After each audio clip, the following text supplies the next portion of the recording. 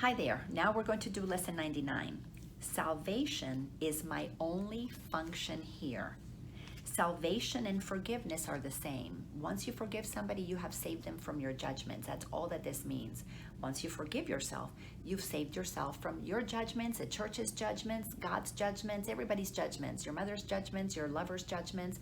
You release yourself from anything that you thought had you feel sinful, shameful, wrong, guilty. All of those things is what salvation and forgiveness are. They both imply that something has gone wrong, something to be saved from, forgiven for, something amiss that needs corrective change, something apart or different from the will of God. Thus, do both terms imply a thing impossible, but yet which has occurred, resulting in a state of conflict seen between what is and what could never be. So salvation and forgiveness are just correcting our mind from something that cannot change what God created, but it appears that it has occurred and it just created conflict inside of us. But in God's truth, it never could affect who we really are. Paragraph 2, truth and illusion both are equal now. Both are equal now, for both have happened. Truth and illusions, we accept them. Okay, I forgive myself from an illusion. The forgiveness is the truth. And now they get canceled out so that we can bring the conflict into a cohesive awareness. And now we keep moving. So the impossible becomes the thing you need forgiveness for. Salvation. Let me read that again. The impossible becomes the thing you need forgiveness for. Salvation from. So we're saving ourselves from something that really doesn't affect us, but we're going through the process. Salvation now becomes the borderline between the truth and the illusion. Salvation brings us to the edge. Now we can step into truth that we have forgiven the illusion. It reflects the truth because it is the means by which you can escape illusions. So think of salvation, think of forgiveness as like the entryway of a house. You come from the outside, which is where, let's say that's where the illusion was, all the ego world of separation. You step into the little foyer, into the space, the vestibule, the waiting area. And inside of that space, salvation is like, ooh, I'm clearing myself. I'm no longer outside. I'm no longer inside of the illusion, but now I'm going to take a step into the house. I'm going to step out of the foyer, which is my little resting ground, and I'm going to go in. I'm going to accept what's in the house. And so that's what salvation does. It's like a step between the illusion and truth. Yet it is not yet the truth because it undoes what was never done. Once you step into the house, it's the truth. And now the past doesn't matter because you've taken that step to move yourself away from illusion and into the truth. Isn't that cool to know that it's just that step? It's that entryway, that foyer, that little space in every house where you make that transition. Paragraph 3, how could there be a meeting place at all where earth and heaven can be reconciled within a mind where both of them exist? The mind has seen illusions. The mind that sees illusions thinks them real. Yeah, we think that being outside the house is real, that there is a world out there. They have existed in that they are thoughts in our mind, and yet they are not real because the mind that thinks these thoughts is separate from God. The thoughts that think these thoughts is separate from God. We've created a separation from God in our own mind, but they're just thoughts. That's why they're not real. Once you stop thinking them, they disappear. Judgments, they're not like rocks that you can pick up. They're not like cars that you can go buy. They're thoughts in your mind that once you stop thinking them, they vanish. That's what makes them illusions. Paragraph 4, what joins the separated mind and thoughts with mind, capital M mind, and thought, capital T thought, which are forever one? What joins illusions with truth? What plan could hold the truth inviolate, yet recognize the need illusions bring and offer means by which they are undone without attack and with no touch of pain? What else can do that? What but a thought of God, capital T, thought of God could be this plan by which the never done is overlooked and sins forever and sins forgotten, which were never real. Wow. Paragraph 5. The Holy Spirit holds this plan of God exactly as it was received of Him within the mind of God and in your own.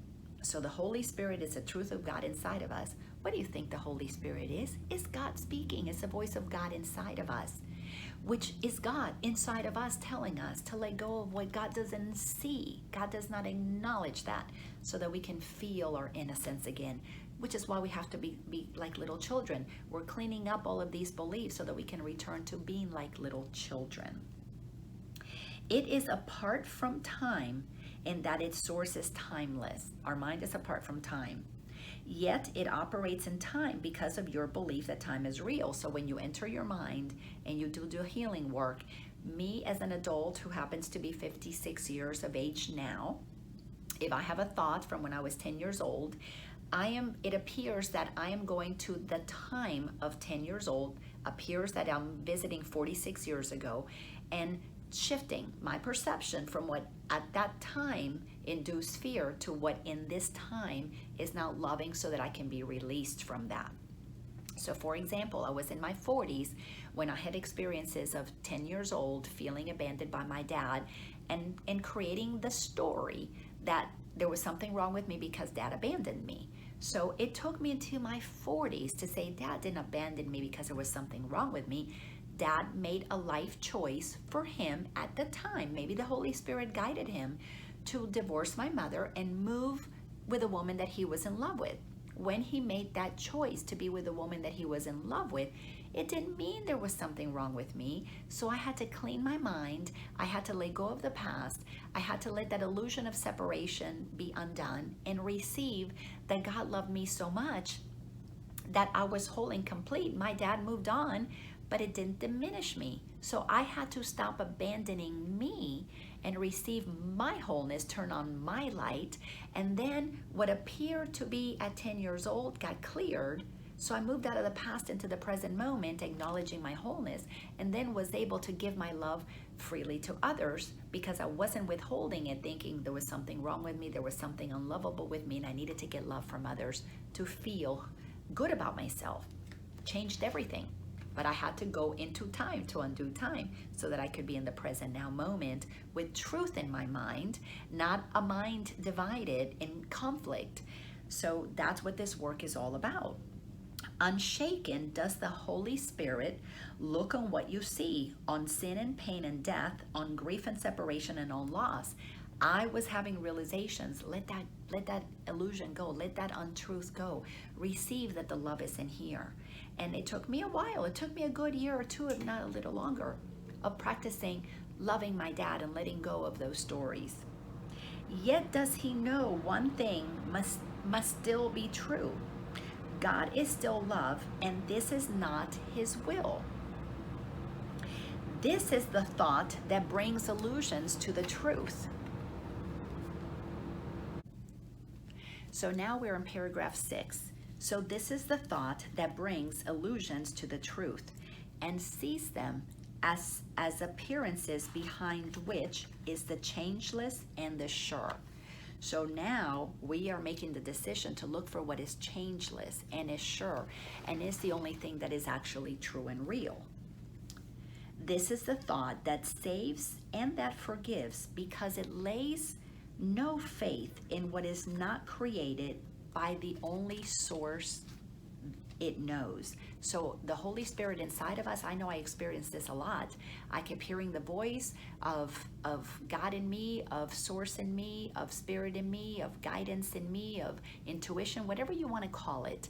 As I began to practice my lessons, as I began to speak the truth of who I am, salvation is my only function here, I began to have these realizations. Things began to make sense. All of a sudden, there were things that were opening up inside of me that were guidance. It was that inner guidance that was letting me know, wow, I am really healing here. I'm releasing the past. It was absolutely powerful. This is the thought whose function is to save by giving you its function as your own. So those thoughts were giving me my function as my own. I was owning it. That shift was like, yeah, that this is my truth. Salvation is your function with the one to whom the plan was given. The plan was given to the Holy Spirit, the voice for God inside, to help me remember my truth. All I have to do is listen to the truth in me, and now I can own it. Why? Because I'm hearing it in me. It's not somebody telling me out there. It's I'm beginning to have the transformation inside. Now are you entrusted with this plan along with him?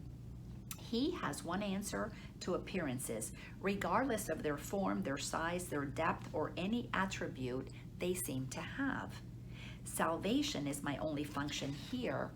God still is love, and this is not his will. God still is love, and every time I feel abandoned, I feel that I'm not good enough, that I'm not lovable. That's not God's will. Why? Because God is love, and God created me like itself, and God is love in me. So if I am love, how could I be unlovable? How could there be something wrong with me? But that shift had to happen in me so that I could own my truth. Paragraph 7. You who will yet work miracles, because we're learning to work the miracles, be sure to practice well the idea for today. Try to perceive the strength in what you say, for these are words in which your freedom lies. We have to perceive. We have to make the decision. We have to accept the truth of these words in us before they become our own. It's wonderful to read them that somebody says, oh, Laina is the light of the world. Sure, that's so wonderful. But when I say Laina is the light of the world, I am the light of the world, and I feel it. It's mine. It's my truth. Now it can shine from me without me having to go around yelling it, getting people to believe it. Hey, I'm the light of the world. I don't have to do that. I know it. This shift happened in me. Your Father loves you. My Father, my God, my Creator, my Source, whatever you want to call it, loves me. I know that. All the world of pain is not his will. Forgive yourself the thought he wanted this for you. I had to forgive myself for believing God was punishing me because I was a bad girl, and that's why Dad left me. Then let the thought with which he has replaced all your mistakes enter the darkened places of your mind. That thought, the thoughts that never were his will. The dark places, those dark recesses in our mind are like pockets of density where we have held a story that is not true. I'm not good enough. I'm not lovable. I am empty. There's lack. There's not health. There's something wrong with me. There's separation. There's other people. Somebody has more than I do. I have less. I have more than they do. I gotta protect. All of those thoughts are like dark spots in our mind that we have to go in there and shine the light of awareness on them and say, no, this is not my truth. And each of those little pockets are seen when we're ready to see them. Many we will see multiple times because there has to be a readiness to see them from different perspectives, different angles. But they are nothing but that, darkened places in our own mind. It's like our house is this humongous mansion, and we've closed all these little rooms off, so the breeze of truth cannot flow through them. The light of truth cannot enter those darkened rooms. So we got to open up those doors, and this can take a lifetime for many people. It's taken many lifetimes for the majority of us, but many are doing it a lot faster because there is a shift in consciousness happening. We have to go in there, begin to open those rooms, begin to question those thoughts that got created in the past, bring them into the now moment, release what is not true, accept what is true, and then we get to flow with a house that is completely clear for the truth of God to just flow through it. Now we're not confined inside these little pockets. We have totally, completely released ourselves to flow with God's will. Paragraph 8. This part belongs to God and does the rest. Our mind belongs to God. It does not think its solitary thoughts and make them real by hiding them from Him. No, all those thoughts that you have in your mind, you cannot make them real just because you're holding on to those secrets, those dirty little secrets about yourself. They'll never be real, but because you're believing them, they appear real to you, but they cannot possibly be real. Let in the light, and you will look upon no obstacle to what He wills for you. Turn the light on. All that darkness goes away. Turn the light switch on. Open your secrets to his kindly light. Oh, my process was gentle. What I was hearing God tell me was gentle. My thoughts were vicious, but God was repeating to me very gentle thoughts. I love you. You are as I created you. You're free, you're peaceful, you're beautiful, you're magnificent. Oh my gosh, it was so gentle and so beautiful and so wonderful. Open your secrets to his kindly light and see how bright this light still shines in you. It was igniting my own light. So beautiful. I was turning up the dimmer. That's why they call it enlightenment.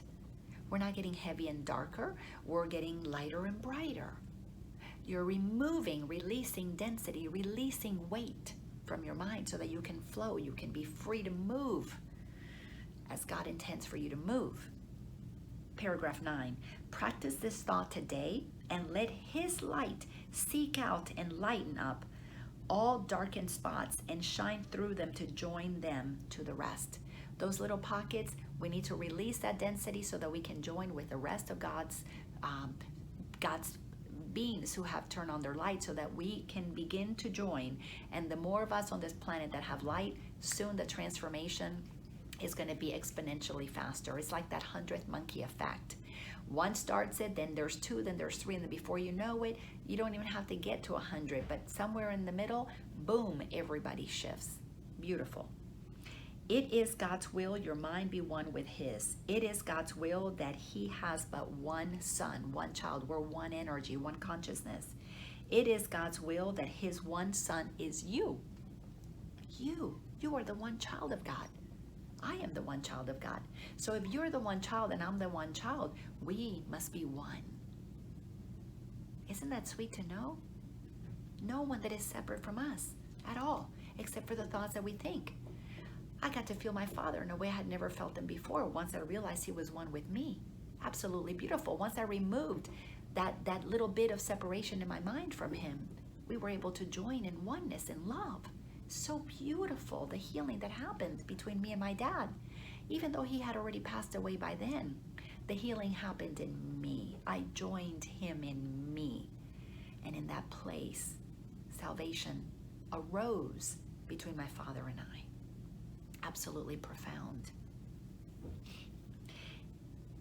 Think of these things in practicing today. This is sentence number 5 in paragraph 9.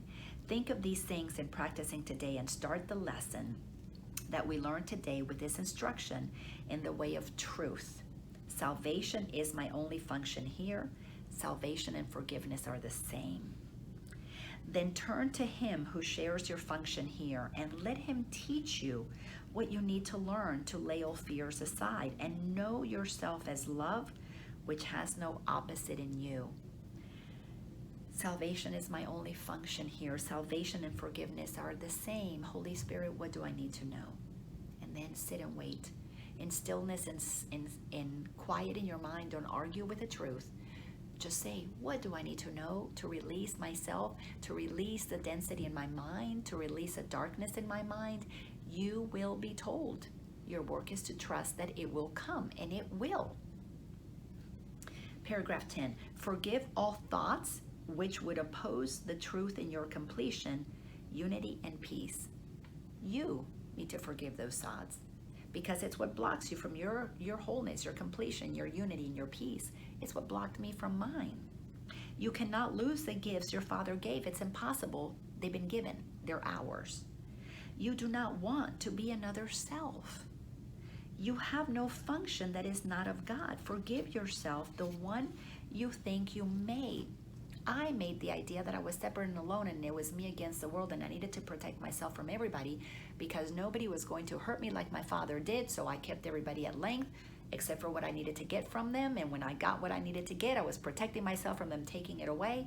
Oh my gosh, so much work being in relationships, constantly plotting and manipulating, trying to figure out a way to stay above water, to keep myself safe. None of that had to happen because I was already safe in the mind of God. But I didn't let love flow because I was holding it, protecting it from somebody hurting me. I was only hurting myself. I wasn't feeling my truth. And in not feeling my truth, I couldn't be myself. because I created a separate self, a weak self that needed to protect itself by attacking others. Isn't that crazy? That's what the ego does. So still in paragraph 10, sentence 6, forgiveness and salvation are the same. Forgive what you have made and you are saved. I had to forgive what I made. Saved me. Paragraph 11. There is a special message for today, which has the power to remove all forms of doubt and fear forever from your mind. It did my mind. If you are tempted to believe them true, if you're tempted to believe the ego true, remember that appearances cannot withstand the truth these mighty words contain. Just as darkness cannot stand, when you turn on the light, darkness goes away. It has to. The illusion will go away when you turn on the truth. And here's that statement. Salvation is my only function here. God still is love, and this is not his will. Salvation is my only function here when I have a thought of judgment. God is love. God is love still, no matter what. And this is not his will that I have judgment in my mind. Paragraph 12. Your only function tells you you are one. Remind yourself of this between the time you give 5 minutes to be shared with him who shares God's plan with you. That's all you're asked to do. 5 minutes and share God's plan that was already given to you. Remind yourself, salvation is my only function here. Thus do you lay forgiveness on your mind and let all fear that be gently laid aside, that love may find its rightful place in you and show you that you are the Son of God. Isn't that beautiful? Thus do you lay forgiveness on your mind and let all fear be gently laid aside. We are giving ourselves that gift. We have to give it to us because we're the ones who denied that gift when we made the decision that we needed to do something to protect ourselves. And we learned this when we were itty bitty. Itty bitty. The energy that we were met unconscious parents. We began to pull back the love that we are, and we began to spin a story. Ego began to get created that we needed to protect ourselves from others. Crazy stuff. So we have to receive the truth, and then the fears will be gently laid aside because the Holy Spirit is going to be working in our mind to remind us of truth, that love may find its rightful place in you and show you that you are the Son of God. Enjoy this work. It's beautiful, sacred work. You are releasing yourself from what you created. You made it up in your mind, but it's not real. It's not going to change the planet. It's just going to let you feel the truth of who you are. Give yourself this gift of forgiveness and salvation today. I hope you will do that.